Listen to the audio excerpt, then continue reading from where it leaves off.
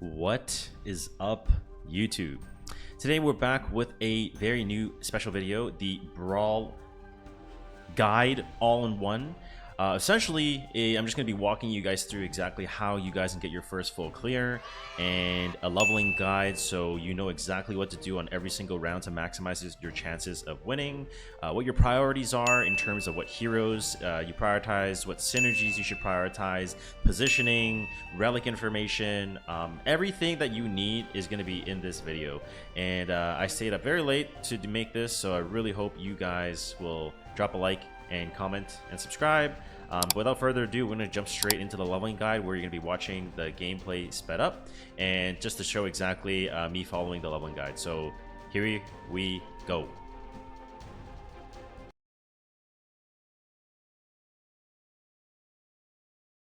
Okay, so in front of you, you are going to be seeing the Brawl leveling guide that I have prepared for you. If this is your first time or your third time or your fourth time, it will still be very beneficial to you. Now, I do want to say that results may vary depending on your relic choices, your overall summoning RNG, your battle RNG, and your synergy choosings. For example, if you pick Summer Vacation, you're going to be able to generate the Brawl coins a little bit faster than what is shown in the Brawl leveling guide. So just use this as a general baseline. It doesn't have to be down to a T. It is not black and white.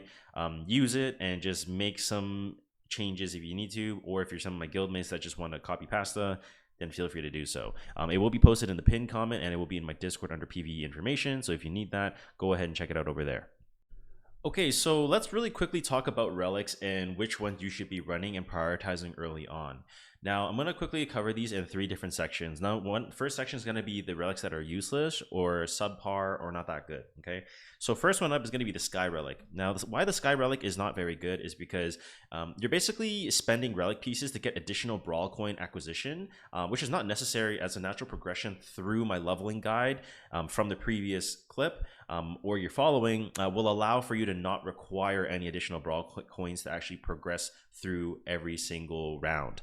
Now, additionally to that, the Brawl game mode provides enough it provides you enough coins in general, so there's really no need to spend your relic pieces early on for these subpar relics. It's really diminishing returns, and you're not going to get a lot of value compared to, say, just getting like stat boosters, right, which just gives you infinite return. So that's why you want to avoid Sky and Prosperity as much as possible.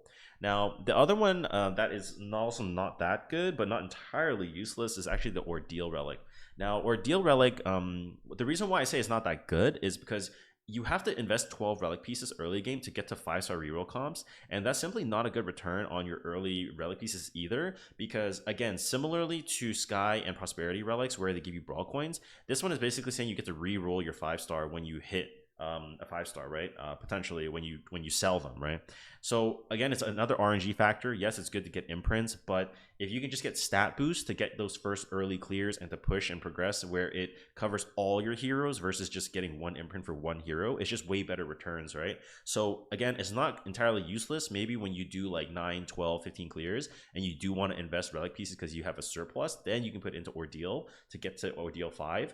But otherwise, you want to stay away from these 3 relics early game, and then move into the better relics, which we'll talk about right now.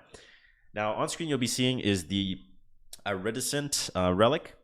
And the reason why I say the Iridescent Relic is really good is because this is an elemental-based a relic buff effect, right? It's not limited to your star level. It's not limited to basically anything except for the elements, right? And that's very, very helpful. And not only that, it also increases your synergy count by 1, right? So by increasing the synergy count by 1, it actually opens up the doors where if you're just carrying 1 unit early game, you're getting that 2 synergy immediately, right? So you're getting a good return on the early game, so it helps carry you to the early game, which are really easy.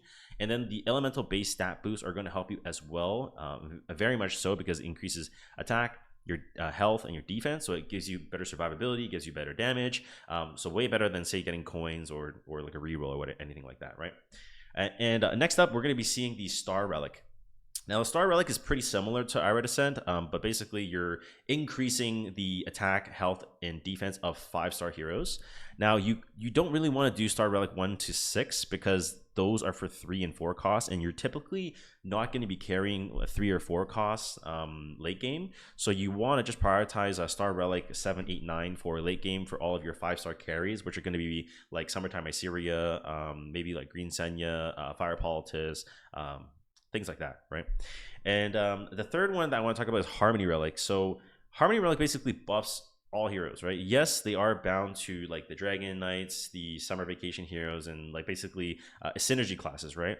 But it still buffs a majority of the heroes. So for example, if it's buffing the Policia heroes, it's huge, right? Because there's Summertime Iceria, there's Politis, there's Leica, there's Glenn, and for the 4 Policia synergy, it's very strong. So overall, this is just very, very solid return for the buffs. But I would rank them basically kind of in order, right? Iridescent, Star Relic, Harmony, and then last but not least, there's Earth Relic. And this is basically just like a worse version of Harmony. Think of it like Harmony Relic from Temu. You're just getting lower percentages, but you're still getting a good return. So it's not 100% necessary, but you can always invest in it early on if you need to, as I have as well. And the last two, but not least, Succession and Knowledge Relic are both a little bit too early to say. It definitely needs a little bit more playtesting. We need to see exactly how much damage output that Successor Teiyu is going to be able to do. And also for Knowledge Relic, the Nadalon Academy heroes, typically you're not going to be able to get like a good subset of them until like around like round 18, 19, 20. And by that time, like you already have your board established. Like Policia is already very strong, so I don't think you really need to put too much relic pieces into this unless you have a surplus. But it's definitely like on the lower priority because Nadalon Academy is not, it's not insane. Like you're not having some like Hua Young like 1v9 every single match, right? So again, you kind of want to stay away from this one. But that's all I have for the relics, and we'll move on to the next part of the guide. So let's quickly talk about priorities in Brawl and what you should be focusing on like throughout your games and what heroes you should be looking out for. Very early on, you should be looking for Glenn. So Glenn is Policia unit, and the Policia synergy is very strong because if you get a 2-piece Policia, you basically summon a bunch of cannons. And if you get like Politis plus Glenn, like your early game is basically covered. You get to save a lot of econ. You get to invest more in your board early and then upgrade units later on. So Glenn plus Politis is just basically BIS, right? And if you're unfamiliar with what BIS means, BIS is basically BIS, best in slot. So you want to just like pair those together and just carry your early game super, super hard. Another priority that you want to have is any 5-star is going to be good early game. It doesn't matter if it says, it doesn't matter if it's Senya, Holiday Euphine.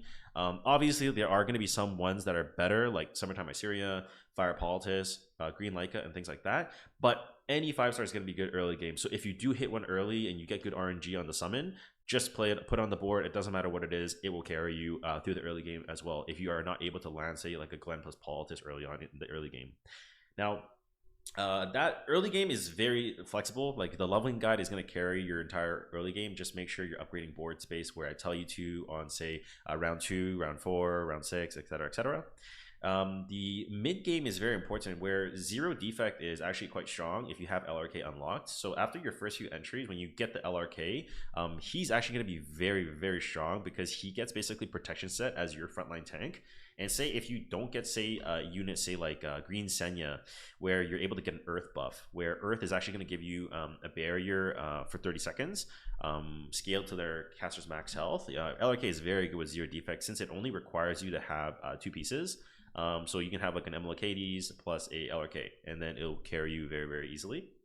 And one thing I must say, which you probably already know already, but if you don't know, Green Leica is fucking broken. She is fucking broken. Okay, she grants increased attack greater, so a greater attack buff and increased speed to the caster and all nearby allies for 10 seconds. So what you would want to do is you would want to pair your Green Leica along with your 2 DPS characters. It doesn't matter who it is, right? Ideally, it's going to be Summertime Iceria and Fire Politis, but if you don't have those together, just put any DPS next to her and you give them Gab and speed buff, and they just do way more damage. And she's just so strong. One way that you can try to figure out if you don't have Summertime Iceria and Fire Politis, like I said, you can click on battle on the bottom left to check the damage per round, so you can see exactly which units are outputting the most damage, and then obviously buff them accordingly with green Leica. But hopefully you don't get piss bad RNG.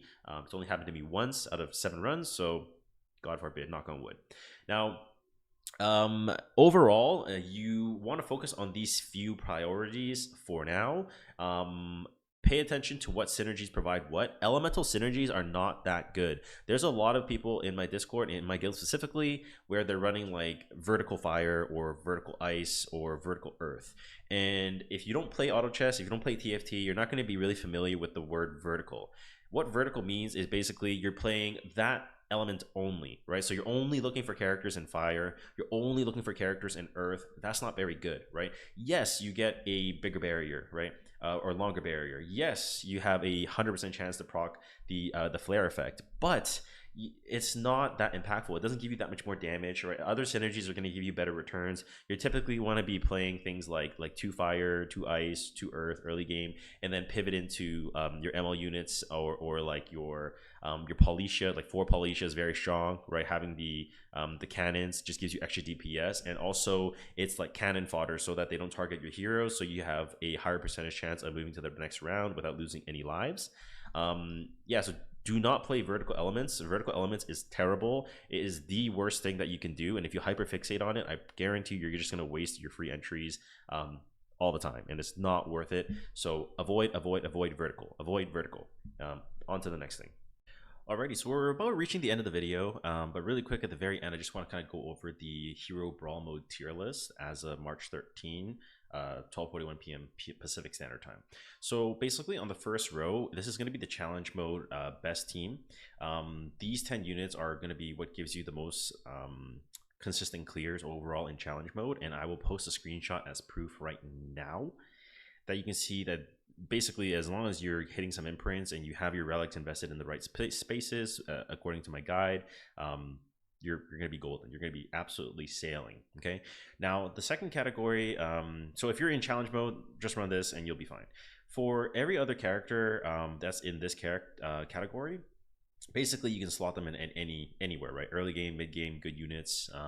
Good units kind of applies as like a general thing. Like this, it can be used in any spot in the late game, but in challenge mode, these units, aside from Holiday Euphine, are not typically going to be that good. So I'll actually delete the clone here. So this is what I would say is the best. So if you're looking at which unit should I keep, which units should I use in the mid game, which one should I delete, I've talked a lot of things about like vertical comms and not using those and trying to build specific synergies with the different heroes here. Yeah, just kind of basically use this tier list as you will and use that as a reference guide, use the leveling guide. Let me know what you guys think about the video and the guide, and if you enjoy. I put a lot of work into this, so thank you so much for watching, and I will see you guys in the next one. So best of luck brawling, and hope you guys get good rewards. Well, if you pull for the stuff and get the skin tickets, so that's great. So anyway, signing out here. Bye.